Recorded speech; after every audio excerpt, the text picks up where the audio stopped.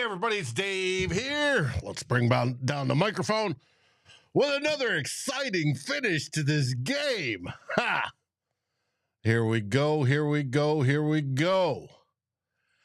It's officially at the 2-minute warning. And if it wasn't for this defense, we'd have no offense whatsoever. And I'm waiting on everybody to join. Got to get out the tweet. I want to thank everybody for joining me today. Ron, Dave L, Nighttime Mime, and Anna. And this show's going to get started right now.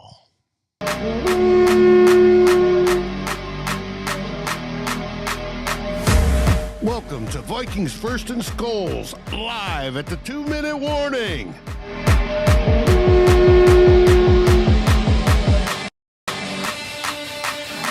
Next. Hey, everybody. I'm waiting on the first guest to join us. Let's see who that will be.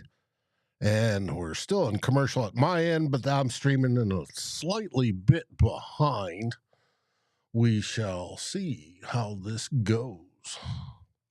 Gotta switch over to Twitter and see if Jonas Stark is up and about. He's over in Germany, of course. And we'll have to find out, as Darren would say. And we're still sitting in commercial. What have you guys thought so far? Mary's here. Thank you, Mary, sweet Mary. Andrew, thank you for joining us. Would have loved to have it been more convincing. Absolutely. SKOL from Gothenburg, Sweden. Hey, Johan, how are you this wonderful day? This could be worse, I guess. I don't know how, and still win. I don't know how, but stuff happens. And we are coming up on the resumption of play. Okay, there's Tyler's. Links are out. Now to get the tweet out, but what do you think of that rookie QB for the Bears? That's pathetic. That we have given up so much in the second half. As you can tell, I'm a little frustrated. This vaunted offense with all those talented players, even with JJ out, has been ineffective for the most part, most of this game. And why? I don't know. And we have Justin in the green room.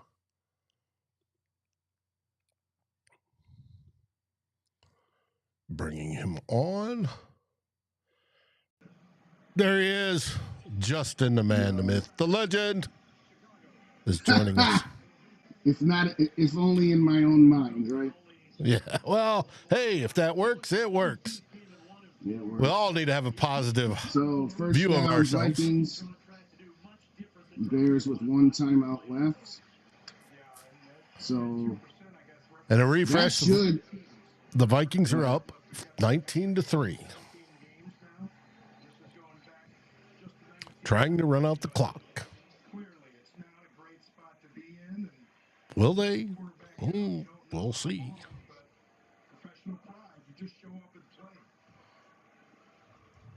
Outside of the missed field goal drive,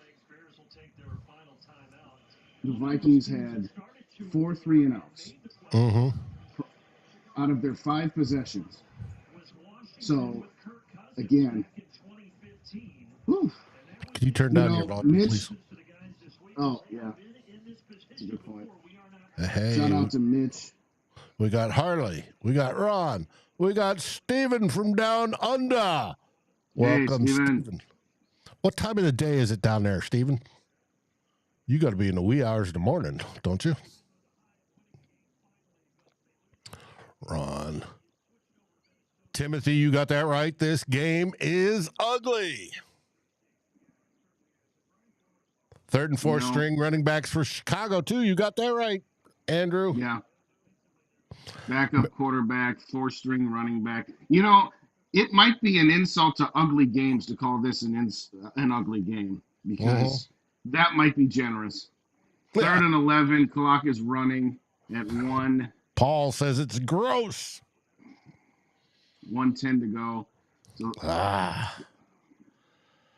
So this is something else.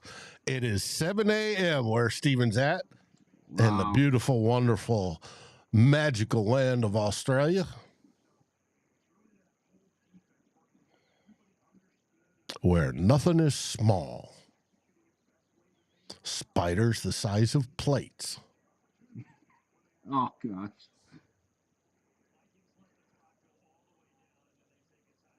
So this should be loser-proof. There's 48 seconds. The Vikings have third down. So even if they take a knee, that'll run 42 seconds. Then you punt, and that should take 4 seconds. So, yeah, the Bears at best will have one play, assuming we don't fumble, which is not out of the realm of possibility with this game. No, that's why I would take a knee. I wouldn't hand off here.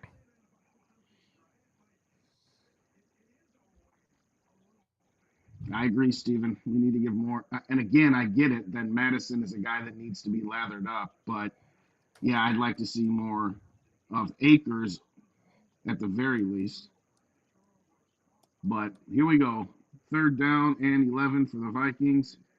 Again, they hand it off to Madison. He gets around the right side, picks up a yard. And at the end of the day, there is a differential of 1 second on the play clock. So literally they could snap the ball and take a knee, and that's the game, ladies and gentlemen. And Jonas is joining us. And why I don't have these guys pre-programmed, that's a good question. No, I don't want Justin there. I want Jonas there. Jonas, how are things in Germany? As you watch this, and you are muted for some reason, Jonas.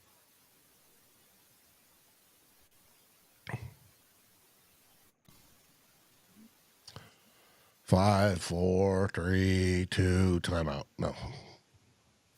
Let it go. Get the flag. Push him back even further. Which is fine. There's only 1 second left, so you hike the ball, and that kills the clock. You take a knee. You take a knee. Yeah, you move around and take a knee. You don't even need to move around. There's 1 second. Jefferson's on the sideline clapping. That's good. Johan says it's 10 o'clock in the evening there in Sweden. So it must be 11 o'clock in Germany, Jonas. You're still muted. Hey, the Vikings covered the 3.5 for those of you who partake. For those of you who partake in the number of 44, by my count, that's 32 if you so partake. Okay. Byron Murphy with the play of the game that sealed it, obviously. Well, speaking of the number 44, Josh Metellus had a great game, I thought. That too. There we go, Jonas. I heard something that time. I'll be back. I'll be back. We got you. All right. Okay. We got you, Jonas. How are things in Germany? They got better after this week because since the Vikings are kind of doing a little 2020 flashback, my buddy thought it would be funny to do the same, and what better way to flashback 2020 than catching COVID? So, yeah. You got that right. What was your overall impression of the game today?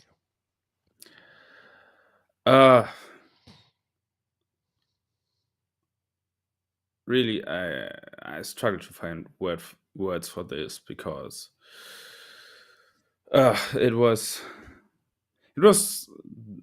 this truly looked like a game between two teams fighting for the number 1 overall pick. Like, the Vikings didn't look like one of the worst teams in the league in the first few weeks, but they certainly looked that way today.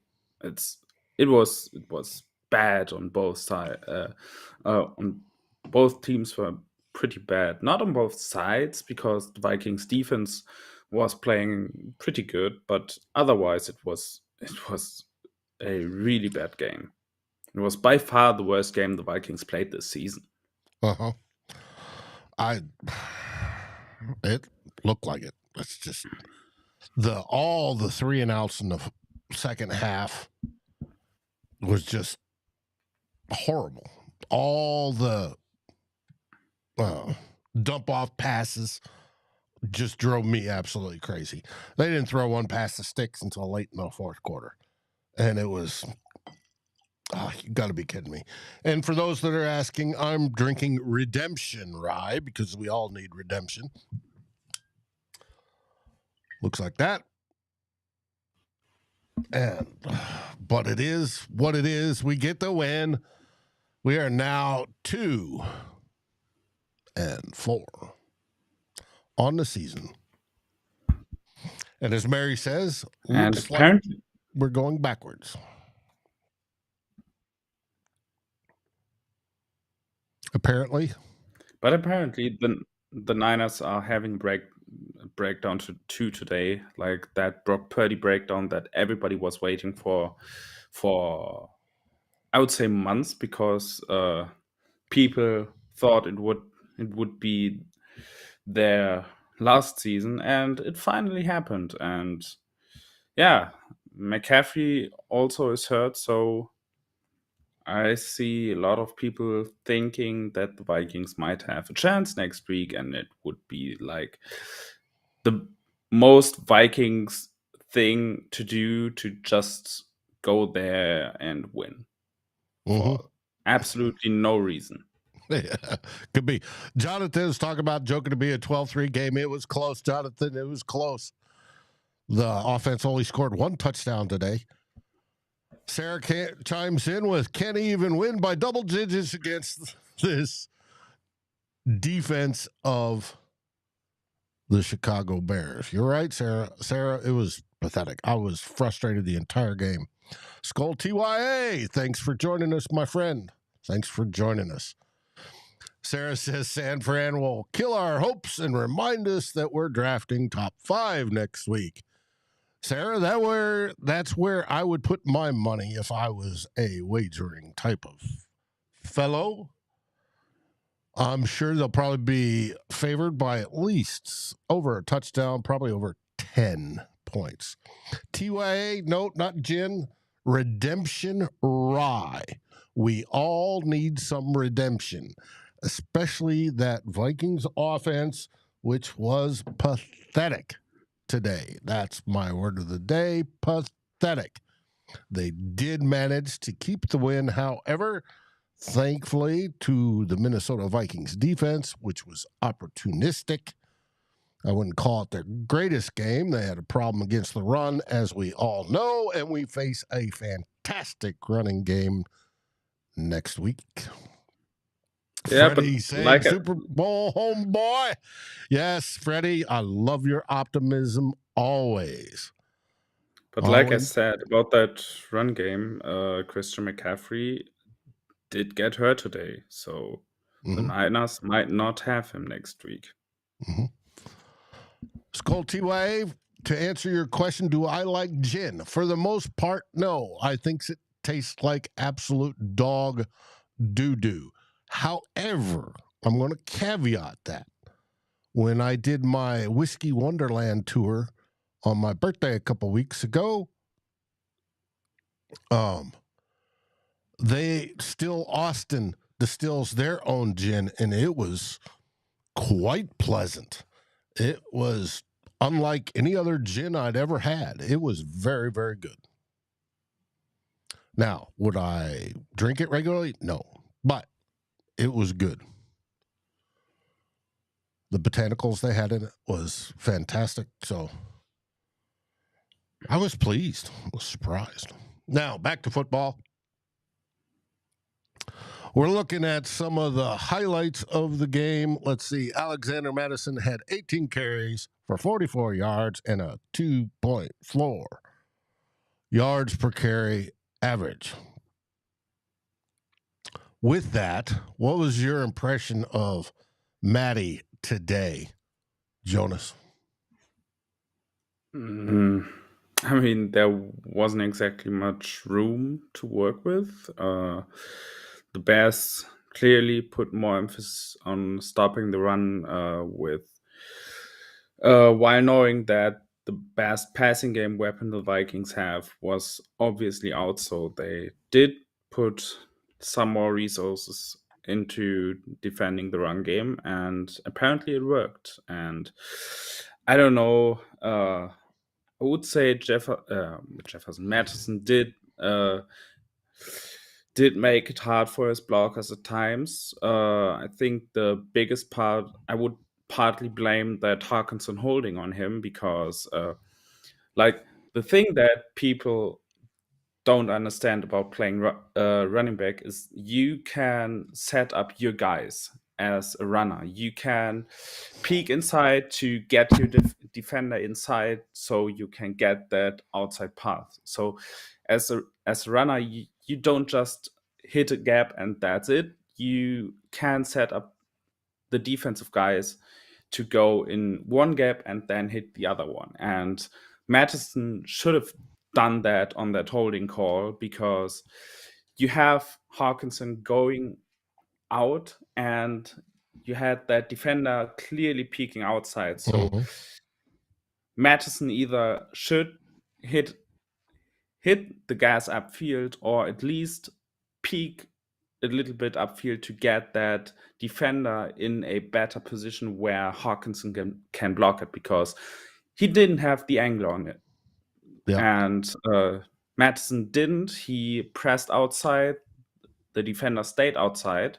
And therefore, Hawkinson was in a bad position and got the holding call. So at sometimes, obviously, the guy who commit the penalty is going to get the blame for it, but the runner can make it easier for the blockers to not get into this position. We see Tyler has joined us. Tyler, the real Forno from Vikings Wire and founding member of Vikings First and SKOL. Tyler, what was your impression of the game? Yeah, this team sucks. It's an oversimplistic way to phrase it, but you could tell that the Bears defense had little to no respect for what this offense was without Justin Jefferson. The way they were playing coverages, the way they were pressuring the quarterback. They weren't afraid of Addison, Osborne, Hawkinson. They weren't afraid of getting gashed like they would be against Justin Jefferson. And it showed. Cousins, I want to see the all-22 because I was really pissed at Cousins the entire game. My wife gets home from work where she's able to have her phone on the game because she's a pharmacist, and like a lot of what they do on weekends isn't really I don't know what like the term is, like it's more of like an easygoing atmosphere than it is during the week. But he looked like he had comfortable pockets and he just kept checking it down and checking it down. But I don't know why he was always checking it down, but it felt like he was really locked into wanting to just throw short and not wanting to try down the field.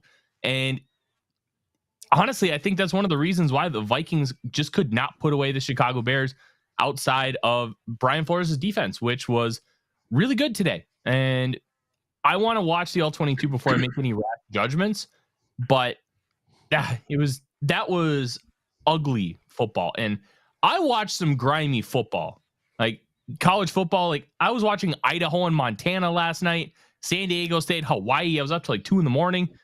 I watched some grimy college football, and that's almost always fun, even if it's not good football. This wasn't fun, nor was it good. Like ugly NFL football is just bad. And and now we have the 49ers coming up next week. Why should I be excited at all that the Vikings are going to be able to do anything against that 49ers team? One of the reasons why they're struggling against the Browns right now is because the weather is bad, and Brock Purdy needs really good conditions in order to thrive because of his athletic and arm limitations. He's phenomenal for that system, and he's able to operate it really effectively. But if you throw in adverse variables, that is when he's not going to have the level of talent and ability to overcome those things. Well, they're going to be in a dome.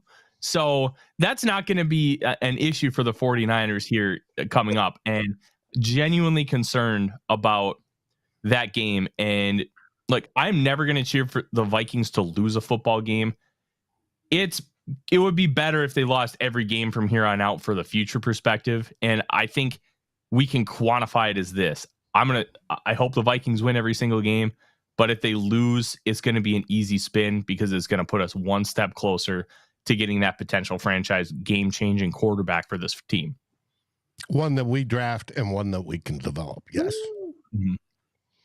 Now, Sarah says she's going to wear black, dress up for a funeral next week.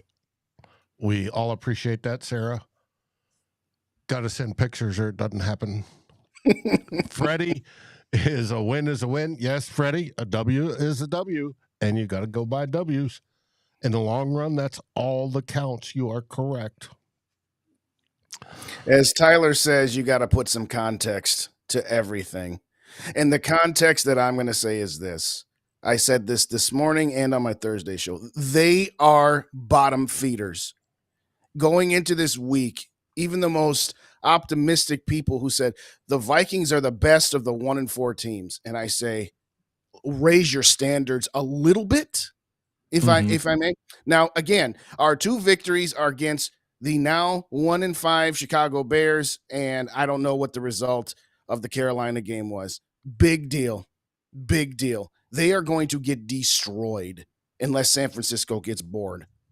So I appreciate the optimism from some, but, you know, what about this team's performance for this entire season leads anybody to believe that it's just bad luck here and there?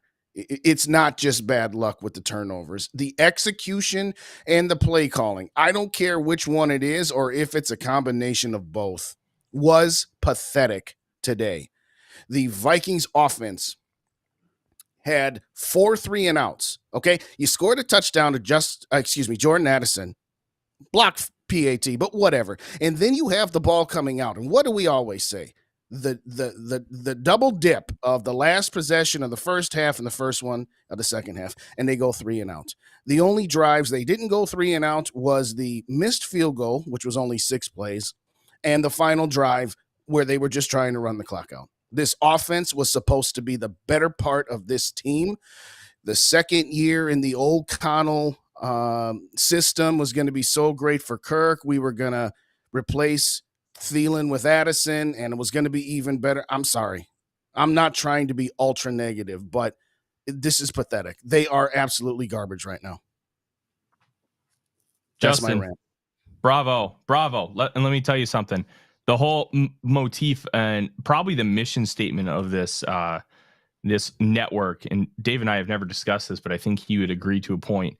Context is always king, and it's never it's not never, but it's almost never what you think it is. And like, I don't think the Vikings offensive line played particularly well today, but I also think they didn't play particularly bad either.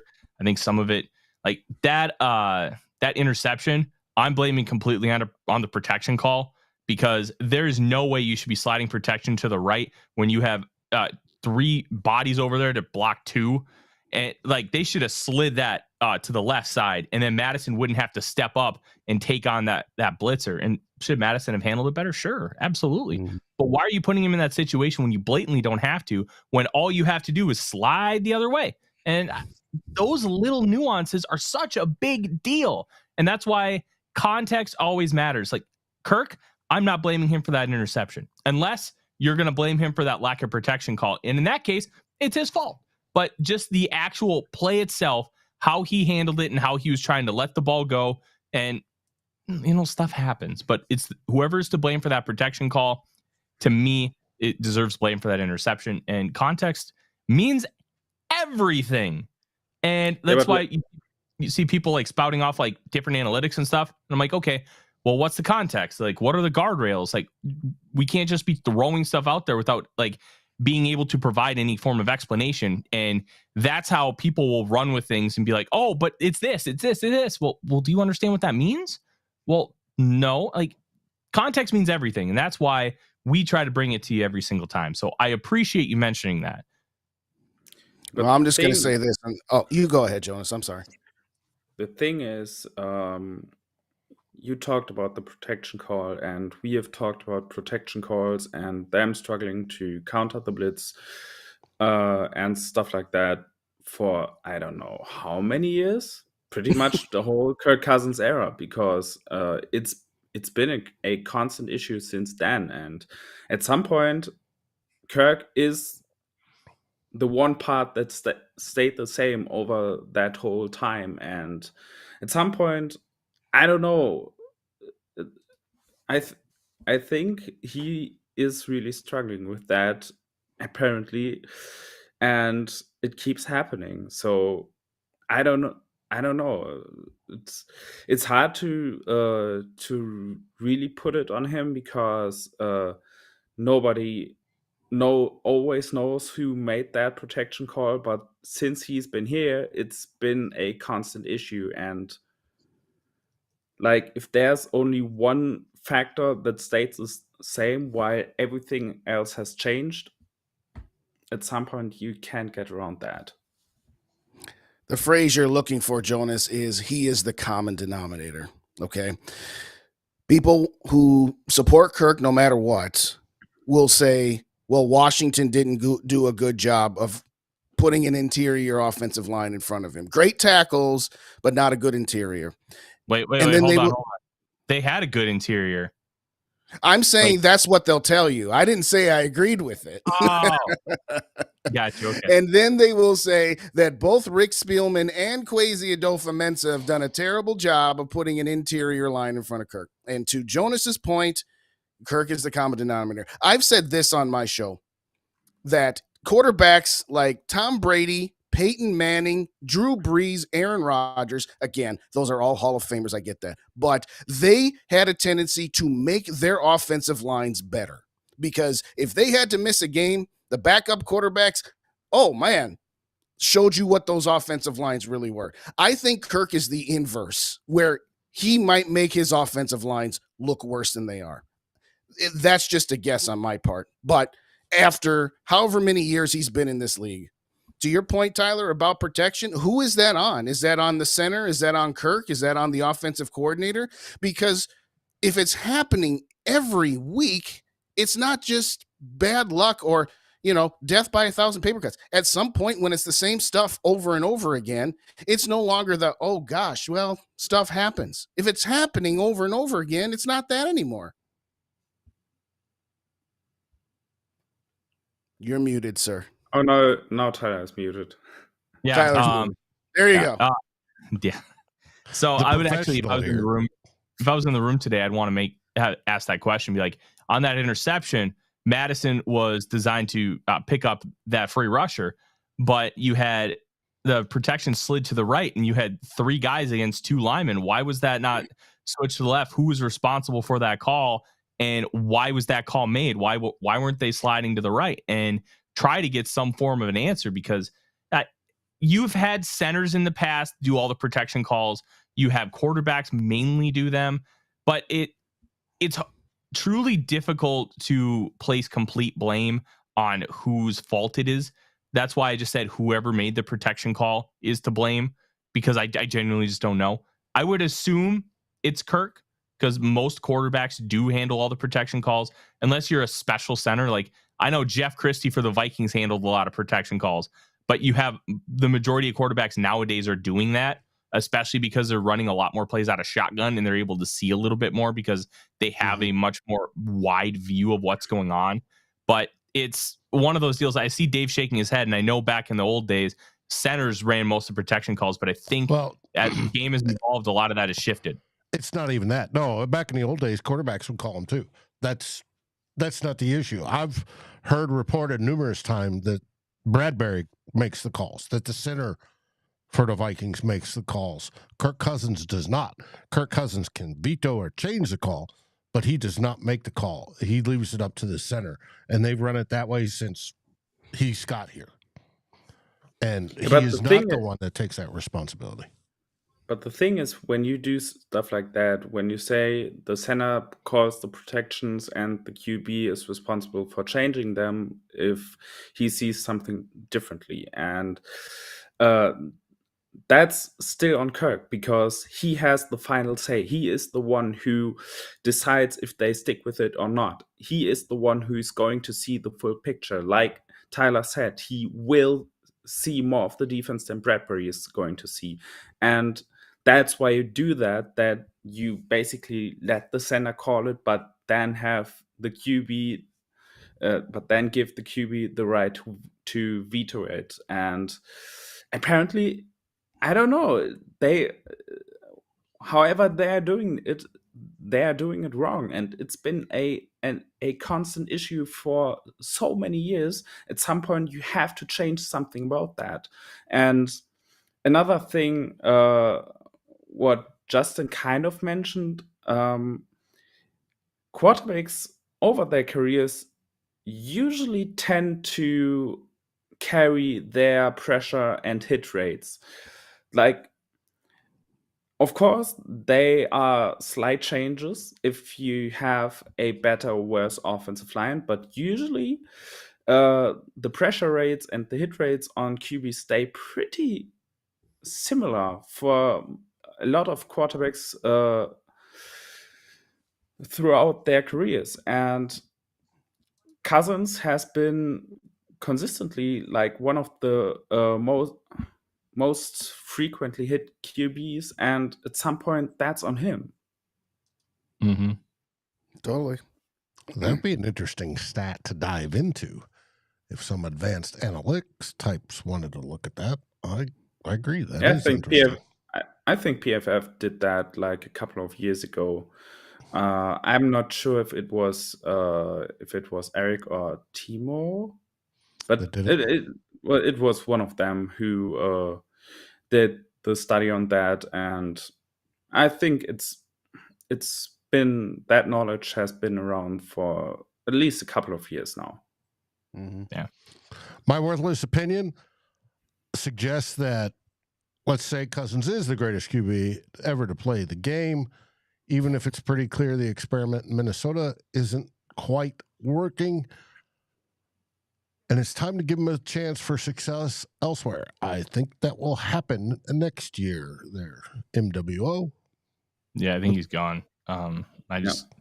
It's hard to see a world where they bring him back, but I will say if they're able to convince him to take a smaller contract and they sign him before his contract fully voids, they can avoid the dead cap hit of 28.5 and it shrinks down to like, I think 10 and a quarter. And then it would just be whatever his cap hit is, therefore moving on. So it's not a no, but I highly doubt he's back next year. The only thing I will say to that is we're still talking about Ziggy and Mark Wilf. And Kirk Cousins is the perfect quarterback for what they want, which is stay relevant until late December. So I agree with what you're saying and where you're going with it. I'm just saying that until the Wilfs show us that they're finally ready to go in a different direction, it's one of those I'll believe it when I see it. I mean, I agree with you.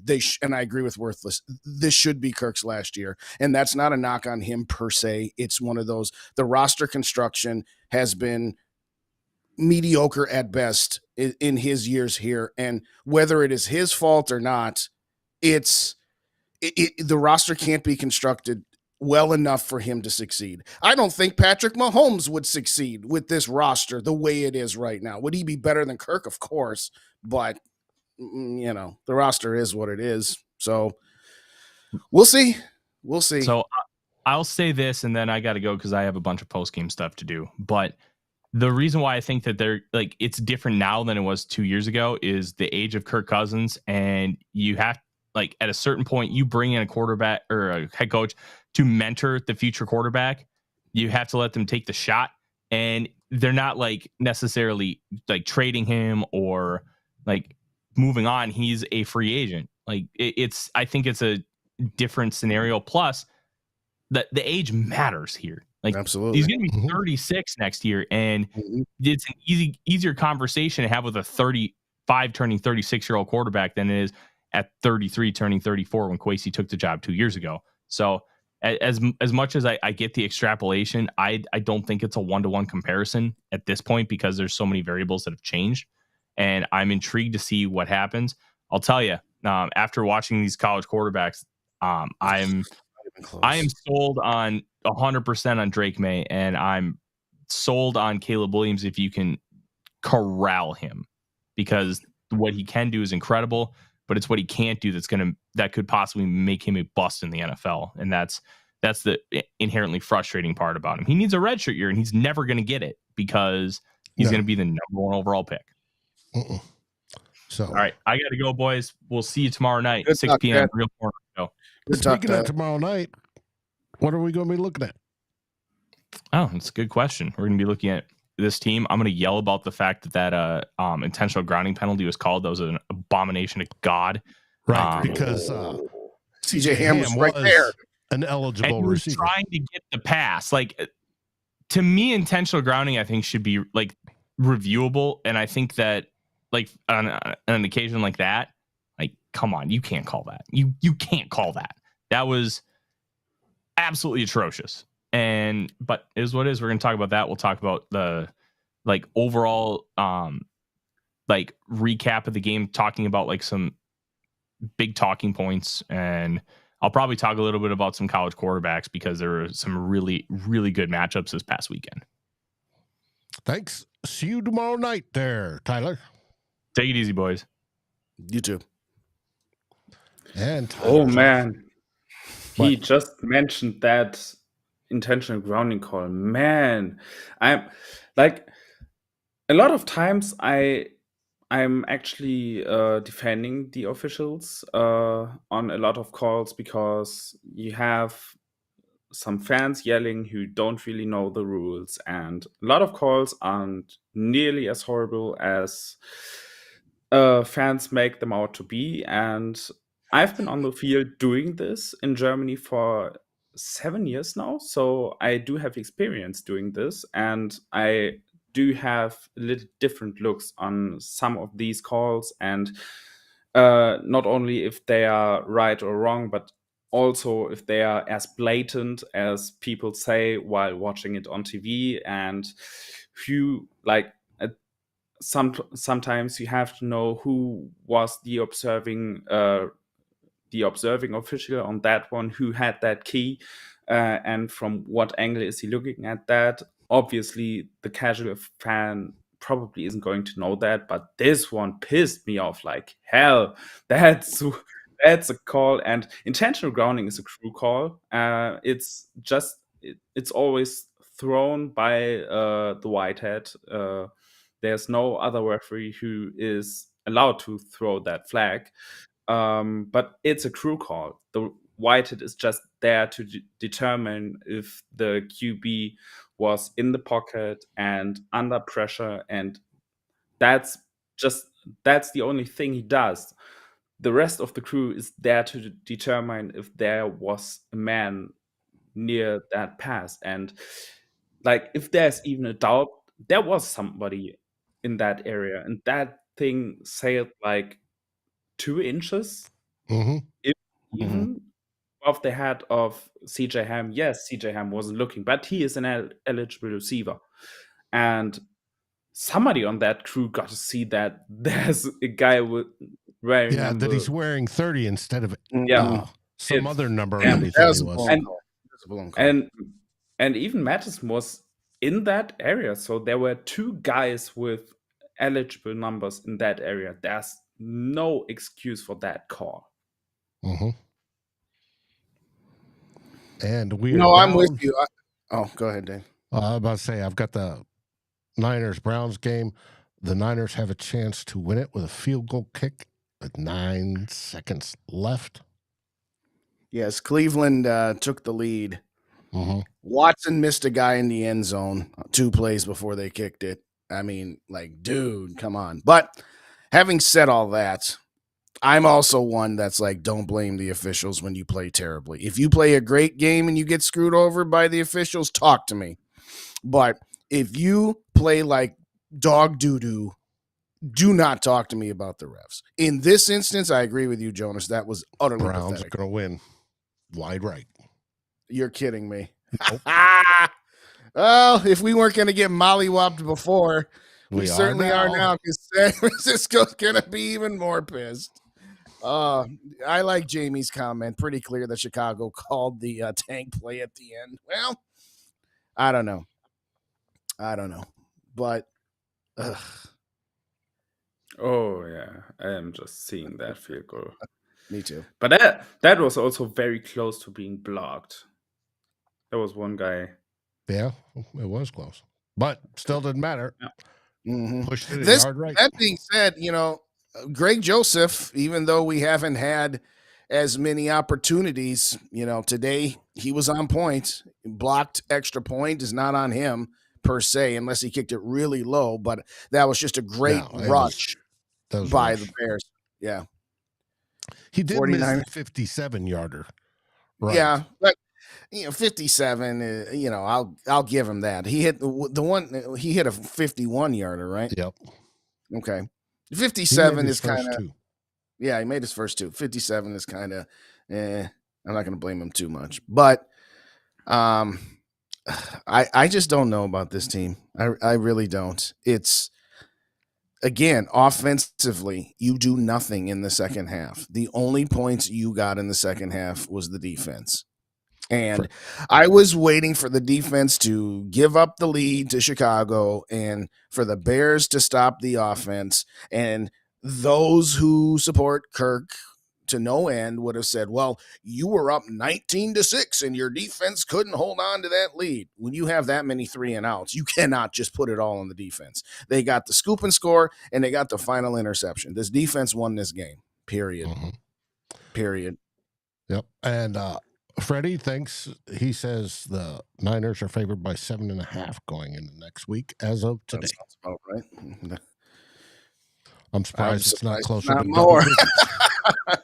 Well, that's basically a 10-point spread, except the Vikings are playing at home.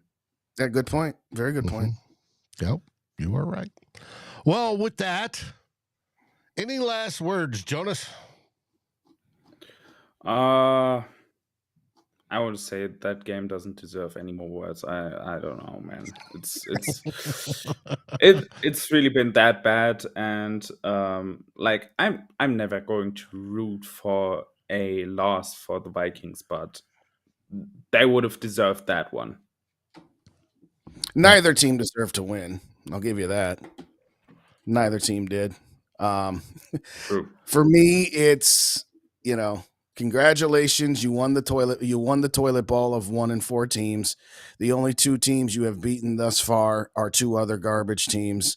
So, I mean, you take a win is a win and all that other good stuff. But, having said that, this team just utterly makes you infuriated. As I said, neither team deserved to win that game. Both of them deserved. We just set football back. Okay, this game set football back a few dozen years after that monstrosity. By the way, side note, tonight I'll be on at 8 p.m. Central. It'll be over on Purple Pocket Podcast. I just put my channel in the chat. So if you don't subscribe to Purple and Go for Days, hit me up. I'll be on tomorrow, 8 o'clock Central Time for SKOL for Days, and it might be a little spicy. I'm just guessing. It might be. And like Tyler said, we'll have the Real Forno show tomorrow at 6 p.m. Central live, and it will be an interesting one. We look forward to everybody joining. On your way out, please like, subscribe, ring the bell, and remember, we have a podcast channel where you can get stuff from Justin and myself and other creators that you don't see on YouTube. Just go over to Vikings First and SKOL and subscribe on your favorite aggregator, and you can find that content as well. We want to thank you for joining us once again. Vikings win. Vikings win. Thank you, gentlemen. Enjoy the rest of your Sunday. Thanks for watching. Please like, subscribe, and ring the bell, and share this episode with your friends and even your enemies. We'd love it. Thanks for watching Vikings First and SKOL. We are part of the Fans First Sports Network, and we appreciate each and every one of you. SKOL.